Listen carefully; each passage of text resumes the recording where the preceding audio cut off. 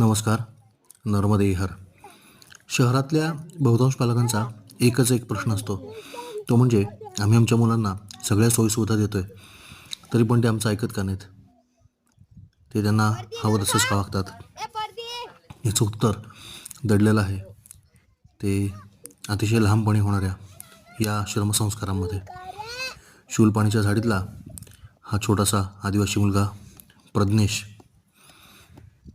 जेमतेम 2-3 वर्षाचा आहे, परंतु सगळं जागेवरती देऊन त्याला आयदी बनवण्यापेक्षा त्याचे आईवडील त्याला झेपलंसच थोडंसं वजन हलकं फुलकं त्याच्या डोक्यावर देऊन त्याला कामाला लावतात असं म्हणता येणार नाही, की त्याला जाणीव करून देतात की तो सुद्धा या कुटुंबाचा भाग आहे आणि या कुटुंबाला जे काही कष्ट करावे लागतात त्याच्यामध्ये तो देखील थोडासा वाटा उचलू शकतो. याची जाणीव असल्यामुळं ही मुलं इतर मुलांपेक्षा अतिशय वेगळी होतात, अतिशय वेगळी घडतात आणि त्यामुळेच खेड्यातली किंवा आदिवासींची मुलं ही अतिशय वेगळ्या स्वभावाची असतात. ती कधी तुम्हाला रडताना दिसणार नाहीत, कधी भांडताना दिसणार नाहीत, कधी मला अमुकच पाहिजे तमुकच पाहिजे असं हट्ट करताना दिसणार नाहीत.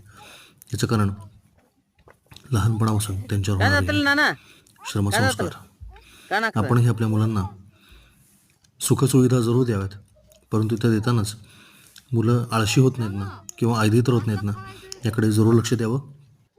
त्यांना झेपेल असं, त्यांना आवडेल असं किंवा त्यांना रुचेल असं एखादं छोटंसं काम त्यांच्याकडून करून घ्यायला काहीही हरकत नाही. बालमजुरी अजिबात नाही.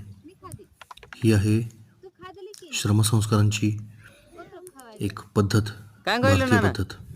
हा आहे श्रमसंस्कार, हा आहे बालसंस्कार. नर्मदे हर.